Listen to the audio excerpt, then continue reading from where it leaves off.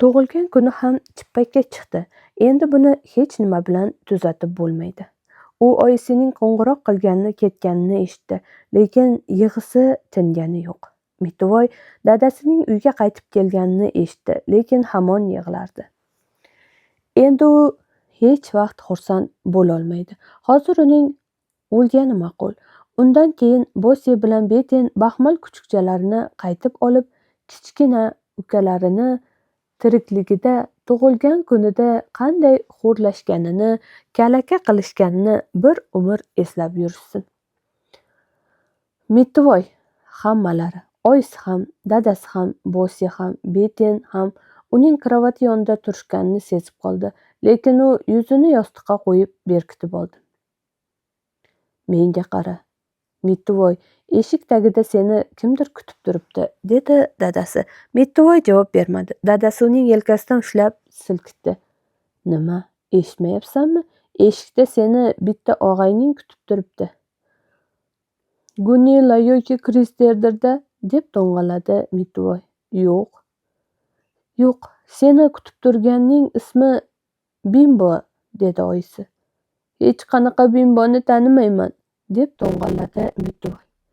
"Ehtimol", dedi oyisi, "lekin uning sen bilan juda tanishgisi bor".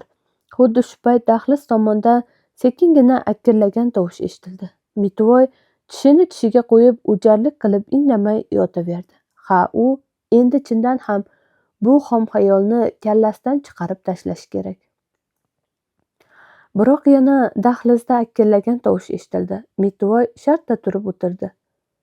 "Bu nima, itmi? Chinakam itmi?" deb so'radi u. "Ha", dedi dadasi. "It sening iting". Bosi dahlizda chopib chiqdi-da, bir zum o'tmay Mittivoyning xonasiga kuchukchani ko'tarib kirdi.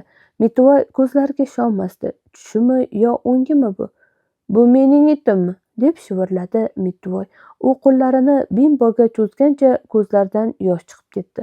Mittivoy go'yo kuchukcha birdan bug'ga aylanib yo'q bo'lib ketishidan qo'rqqanday edi. Lekin Bimbo g'oyib bo'lmadi. Mittivoy Bimboni qo'lida ushlab turardi. Kuchukcha bo'lsa uning yuzini yalar, qattiq akillar va quchoqlarini hidlardi. "Xo'sh, endi xursandmisan, Mittivoy?" deb so'radi dadasi. Mittivoy xo'rsinib qo'ya qoldi. Dadasi xursandmisan deb so'rab o'tiribdi-ya.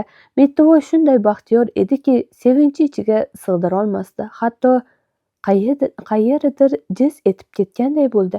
"Balki sen o'zingga baxtiyor his etganingda doim shunaqa bo'lsa kerak. Baxmal kuchukcha Bimboning o'yinchog'i bo'ladi. Tushundingmi, Mittivoy? Sen kalaka qilmoqchi emasdik, yaxshi bo'lmadi", dedi Beten.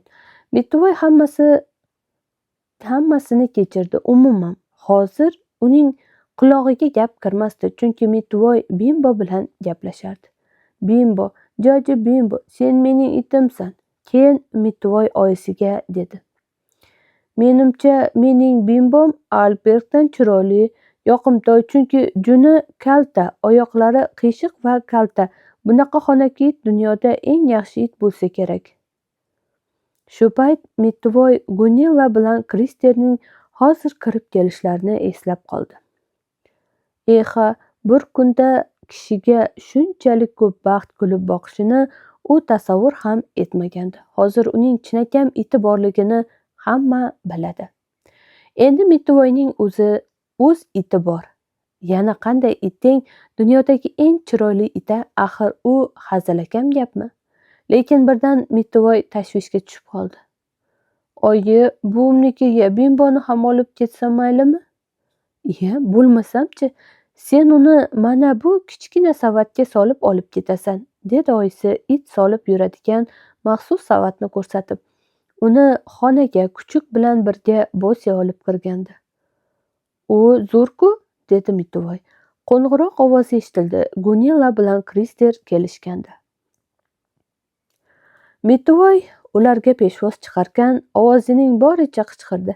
"Menga it sovg'a qilishdi. Endi mening o'z itim bor". "Voy, buncha chiroyli-a", dedi Gunilla. Keyin birdan esiga tushib qolib, tug'ilgan kuning bilan tabriklayman, dedi dabdaba bilan. Mana, Krister ikkovimizning sovg'amiz. U Mittivoyga bir quti konfet uzatdi. Keyin Bimboning qarshisida cho'kkalab yana takrorladi. Voy, bunchayam chiroyli ekan-a? Mittivoyga bu gaplar yog'dek yoqardi. Xuddi Yofaga o'xshaydi-ya, dedi Krister. Yo'g'e, Yofadan hatto Albertdan ham chiroyli, dedi Gunilla. Ha, u chindan ham Albertdan yaxshi, deb Krister Gunillaning gapiga qo'shildi. Mittivoy, Gunilla va Krister ajoyib o'rtoqda, deb o'yladi ichida va ular yasatilgan dasturxonga taklif qildi. Xuddi shu payt oyisi likopcha ustida pishloq bilan yog' qo'yilgan buterbrod va vazani to'ldirib pechenye olib keldi. Mittivoyning tug'ilgan kuniga atab pishirilgan, atrofda 8 ta sham yonayotgan maxsus pirog stol ustida chiroyli bo'lib turardi. Keyin oyisi qaynoq shokoladli katta ko'zani oldi-da, chashkalarga quya boshladi. Nima, Karlsonning kelishini kutmaymizmi? deb so'radi Mittivoy sekin. Oyisi boshini chayqadi. Yo'q, menimcha kutib o'tirish kerakmas. Ishonchim komilki, u bugun kelmaydi. Umuman, uning nomini boshqa tilga olmaylik. Axir endi sening Bimboing bor-ku. To'g'ri, endi Mittivoyning Bimbo laqabli iti bor. Lekin u Karlsonning bu ziyofatda bo'lishini juda istardi. Gunilla bilan Krister stol yoniga o'tirishdi. Oyisi ularni mehmon qila boshladi. Mittivoy Bimboni savatga soldi-da, keyin o'zi ham o'tirdi. Oyisi chiqib ketib, bolalarning o'zi qolganda Bosi eshikdan mo'ralab: "Pirogni hammasini yeb qo'ymanglar, betang ikkovimizga ham qolsin", deb qichqirdi. "Bo'pti, bir bo'lakdan qoldiraman", dedi Mittivoy. "Lekin bu adolatdan emas. Men tug'ilmasimdan avval sizlar necha yil shirin pirog yegansizlar? Kattaroq bo'lagidan qoldirgin", deb qichqirdi Bosi eshikni yoparkan. Xuddi shu payt tashqarida motorning guvillagan tanish ovozi eshitildi. Bir zum o'tmay xonaga Karlson uchib kirdi. "Iye, stol atrofida o'tirdilaringmi?" dedi u. "Hamma narsani yeb bo'lgandirsizlar?" Mittivoy, dasturxonda hali noz-ne'mat ko'p, istaganingcha yeb ichishing mumkin, deb uni tinchitdi. "Juda soz", dedi Karlson. "Mittivoyni tug'ilgan kuni bilan tabriklamaysanmi?" deb so'radi undan Gunilla. Ha, albatta tabriklayman", deb javob qildi Karlson. Men qayerga o'tiray?" Oyisi stolga baribir 3 ta chashka qo'ygandi. Karlson buni sezdi-yu, darrov qosh-qovog'i osilib ketdi. "Yo'q, bunaqa bo'lsa o'ynamayman. Bu adolatdan emas. Nega menga chashka qo'yishmadi?" Mittivoy darrov unga o'zining chashkasini berdi. Keyin sekin oshxonaga chiqib boshqa chashka olib keldi. "Karlson", dedi Mittivoy xonaga qaytib kirgach, "menga it sovg'a qilishdi. Uning oti Bimbo, mana u." Mittivoy savat ichida uxlab yotgan kuchukchani ko'rsatdi. "Juda yaxshi sovg'a", dedi Karlson. "Iltimos, menga buterbroddan uzatib yubor. Mana bunisi ham, buni ham." "Ha", deb xitob qildi Karlson birdan. "Sal bo'lmasa esimdan chiqayozibdi-ya. Axir men ham senga sovg'a olib keluvdim-ku. Dunyodagi eng yaxshi sovg'a." Karlson shimining cho'ntagidan hushtak oldi-da, Mittivoyga uzatdi. "Endi sen Bimboga hushtak chala olasan. Men doim itlarimga hushtak chalaman. Garchi itlarimning ismi Albert-ku, o'zlari uchishni bilishsa ham." "Iye, hamma itlaringning oti Albertmi?" deb hayron bo'ldi Krister. "Ha, mingtasini ham oti Albert", dedi Karlson. "Ha, bo'pti, endi pirogni tushirsak ham bo'lar, deyman." "Rahmat azizam Karlson, hushtaging uchun rahmat. Bimboga jon deb hushtak chalaman." "Ha, bilib qo'y", dedi Karlson. "Hushtakni sendan tez olib turaman. Juda tez." Keyin birdan tashvishlanib so'radi. "Ha, aytmoqchi, senga konfet sovg'a qilishdim. Albatta-da, dedi Mitvoy. Gunilla bilan Krister olib kelishdi. Bu konfetlarni xayrli ishga sarflash kerak, dedi Karason va qutichani cho'ntagiga solib qo'ydi. Keyin yana buterbrod yeya boshladi. Gunilla, Krister va Mitvoy ham bizga hech nima qolmasaya deb qo'rqib shosha-pisha yeyishardi. Lekin baxtlariga oyisi buterbrodni juda ko'p tayyorlagan ekan. Bu vaqt oyisi, dadasi Bosi va Beten yemakxonada o'tirishardi.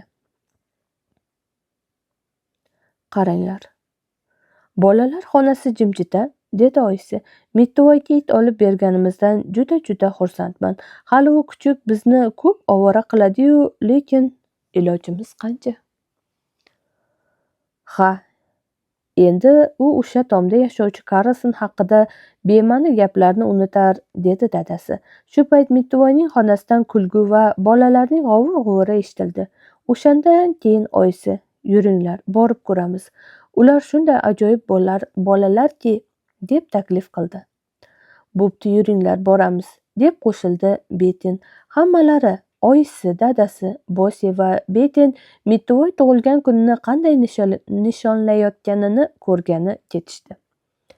Eshikni dadasi ochdi, biroq birinchi bo'lib oyisi qichqirib yubordi. Negaki stol atrofida Mitvoyning yonida pakana semiz odamchani birinchi bo'lib oyisi ko'rib qolgandi. Bu pakana semiz odamchaning butun yuzi qaymoqqa bulg'angan edi. Hozir hushimdan ketaman, dedi oyisi. Dadasi Bosi va Beten indamay ag'rayib qarab qolishdi. Ko'rdingizmi, oyi? Karason baribir keldi, dedi Mitvoy. Bu galgi tug'ilgan kunim zo'r bo'ladi-da. Kichkina pakana odamcha barmog'i bilan labini artdi-da, do'mboq qo'lchasini Mitvoyning oyisi, dadasi Bosi va Betenlarga shunday silkita boshladiki, qaymoq atrofga sachrab ketdi. Salom, deb qichqirdi u. Shu vaqtgacha men bilan tanishish baxtiga muyassar bo'lmovdingiz. Mening ismim Karason, tomda yashayman. Hoy, Gunilla, likopchaga buncha ko'p solmasang, axir mening ham pirog yegim kelyapti. U Gunillaning qo'lini shartta ushladi-da, olgan bir bo'lak shirin pirogini joyiga qo'yishga majbur qildi. Men bunday mechkay, ochko'z qizni hech ko'rmagandim, dedi Karason va o'z likopchasiga pirogni katta bir bo'lagini qo'ydi. Dunyoda pirogni eng ko'p iste'mol qiluvchi odam bu tomda yashovchi Karasondir, dedi u va xursand bo'lib kulimsirab qo'ydi. Yuringlar, bu yerdan ketamiz, deb shivirladi oyisi. Ha, ketganlaring ma'qul bo'lar, bo'lmasa sizlardan uyalyapman, dedi Karason. Menga va'da bering, dedi dadasi oyisiga. Hammalari Mitvoyning xonasidan chiqqanlaridan keyin. Hammangiz menga va'da beringlar. Sen ham Bosi, sen ham Beten. Hozir ko'rgan bilganlarimiz haqida hech qachon hech kimga og'iz ochmaymiz, deb va'da beringlar. Nega endi? Deb so'radi Bosi. Shuning uchunki bu gapga baribir hech kim ishonmaydi, dedi dadasi. Bordi-yu bitta yarimta ishongan taqdirda ham so'rayverib, surishtiraverib jonimizga tegadi. O'la-o'lguncha tinchlik bermaydi. Dadasi, oyisi, Bosi va Beten Mitvoyning orttirgan ajoyib o'rtog'i haqida hech kimga hech qachon og'iz ochmaymiz deb bir-birlariga va'da berishdi. Ular va'dalarida qattiq turishdi.